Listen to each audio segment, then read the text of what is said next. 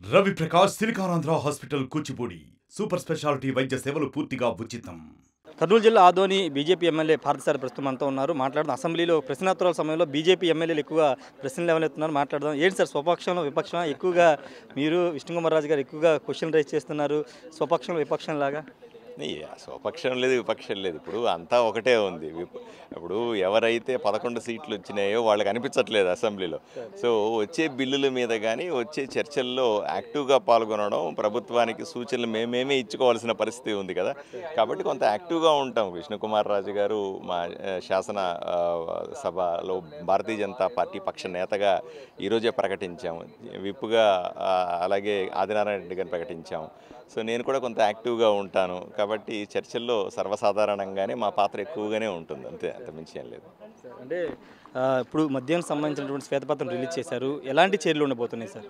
100% మద్య కుంభకోణం ఇంత భయంకరంగా ఉంటుందని ఏ ఎమ్మెల్యేకి కూడా తెలిసి ఉండకపోవచ్చు. ఈరోజు చంద్రబాబు నాయుడు గారు ప్రజెంటేషన్ ఇచ్చినారు, పీపీటీ ప్రజెంటేషన్ ఇచ్చి ఇది గత ప్రభుత్వానికి జగన్మోహన్ రెడ్డి గారి ప్రభుత్వం, అప్పుడు తెలుగుదేశం పార్టీ ప్రభుత్వానికి జగన్మోహన్ రెడ్డి గారి ప్రభుత్వానికి మధ్య ఉన్నటువంటి తేడాని, ఎక్కడెక్కడ డబ్బులు ఏ విధంగా కొట్టేశారనే విషయం చెప్పేసరికి అందరూ నోళ్ళు ఎల్లబెట్టి కూర్చున్నారు. నిజంగానే దీన్ని నాకు వ్యక్తిగతంగా నేను సీఎం గారిని కూడా అడిగాను, సార్ ఇది ఇక్కడతో ఆగిపోకూడదండి, దీన్ని ప్రతి జిల్లాలో కూడా మనం ప్రజెంట్ చేయాలి, ప్రతి నియోజకవర్గంలో కూడా దీన్ని ప్రజల ముందు పెట్టాలా, వీలైతే మండల స్థాయికి తీసుకెళ్ళి ఏ విధంగా డబ్బులు కొట్టేశారన్న విషయం చెప్పాలా, అప్పుడే ప్రజలకు అర్థమవుతుంది. లేకపోతే ప్రజలకు తెలిసే అవకాశం కూడా లేదు. ఇంత పెద్ద కుంభకోణం నాకు తెలిసినంత వరకు కూడా దేశంలోనే అతిపెద్ద మద్యం కుంభకోణం ఇది. మీరు చెప్పండి, 30,000 కోట్ల రూపాయలతో ఉన్నటువంటి మద్యం కుంభకోణాన్ని చూసామా ఎప్పుడన్నా? కేవలం 200 కోట్ల రూపాయలకు సంబంధించిన మద్యం కుంభకోణం ఢిల్లీలో జరిగితే సాక్షాత్తు ముఖ్యమంత్రి లేదా మిగతా చాలామంది అందరూ కూడా జైల్లో ఉన్నారు ఈరోజు. నాకు ఈ 30,000 కోట్ల కుంభకోణం ముందు 200 కోట్ల కుంభకోణం ఎంత అండి? మరి దీంట్లో జగన్మోహన్ రెడ్డి గారికి ఎంత పెద్ద శిక్ష పడాలి? జీవితకాలం అంతా జైల్లో ఉండాలి, లేదా ఆయన 3 జన్మలెత్తి జైల్లో ఉండాలి.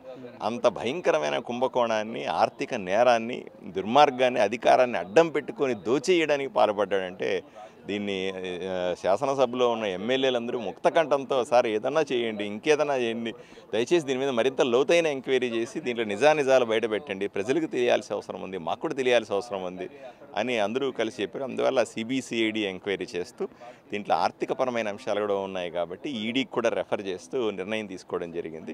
దీని మీద విచారణ మరింత వేగవంతంగా జరగాలని కోరుకున్నాం అందరూ. ఫైనల్గా ఢిల్లీలో జగన్ దీక్ష చేశాడు, ఎలా చూస్తారు? ఢిల్లీ వేదిక అంటే ఆంధ్రప్రదేశ్లో జరుగుతున్న అరాచకాన్ని దేశవ్యాప్తంగా తెలియాలనే ఉద్దేశంతో చేసామని వాళ్ళు చెప్తున్నారు. సార్ మీకు దయ్యాలు వేదాలు వల్లించడం అంటే తెలుసా? ఇదే నిన్నటిదాకా ఆంధ్రప్రదేశ్లో అరాచకత్వాన్ని సృష్టించిన జగన్మోహన్ రెడ్డి గారు ఈరోజు ఢిల్లీకి వెళ్ళి గట్టిగా గొంతెత్తి అరాచకం అంటే జనం అంతా విస్తుపోయి ఆయన మొహం చూస్తూ ఉన్నారు. చేసింది ఎవరు అనే ప్రశ్న అందరి మొహంలో కనబడతా. కావాలని డ్రామాలు సృష్టించే ప్రయత్నం చేస్తూ ఉన్నాడు, ఎవరు నమ్మే పరిస్థితిలో లేరు. రెండవది, అతను అద్దంలో చూసుకొని నడిచినట్టుంది అరాచకం అని, అంతమించి ఏమీ లేదండి. ఆయన చేసిన అరాచకాన్ని సరిదిద్దడానికి మాకు 5 ఏళ్ళు పడుతుంది, ఆయన అది సరిచేయడానికి ఇంత టైం పడుతుంది. రోజు మేము అసెంబ్లీలో నిజంగా ఆయనకి చిత్తశుద్ధి ఉంటే, జగన్మోహన్ రెడ్డి గారికి కానీ గెలిచిన 11 ఎమ్మెల్యేలకి చిత్తశుద్ధే ఉంటే నిజంగా వాళ్ళు ఏదైనా చెప్పాలంటే ఇక్కడ చర్చ జరుగుతూ ఉంది. ఈరోజు మద్యం కుంభకోణం మీద చర్చ జరుగుతూ ఉంది, వాళ్ళ గురించి ఆరోపణలు ఉన్నాయి, అన్ని వేళ్ళు వాళ్ళ వైపునే చూపిస్తూ ఉన్నాయి. మరి ఎందుకు ఇక్కడ కూర్చొని సమాధానం చెప్పరు అని సూటిగా ప్రశ్నిస్తూ ఉన్నా.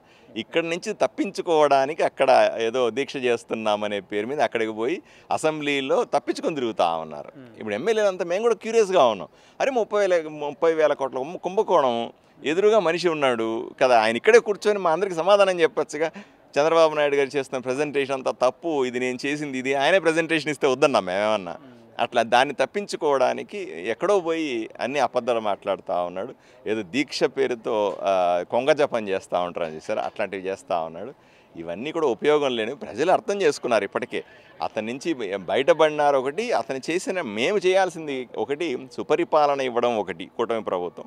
రెండవది, అతను చేసినటువంటి నేరాఘోరాలు ఏవైతే ఉన్నాయో అవి లోతుగా దర్యాప్తు చేసి ప్రజల ముందు పెట్టాలా, చట్టపరంగా అతన్ని కఠినంగా శిక్షించాల్సి ఉంది. ఇది ప్రజలు కోరుకుంటున్నారండి.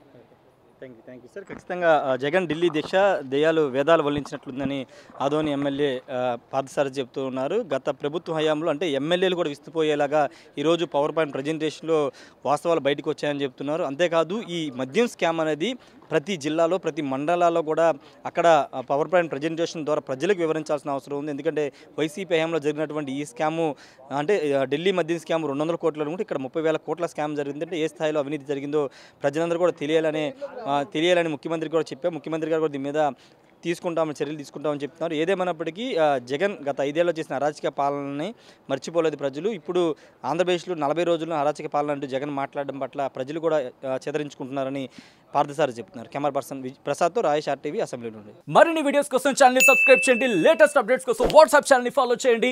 అండ్ లింక్ డిస్క్రిప్షన్ లో ఉంది.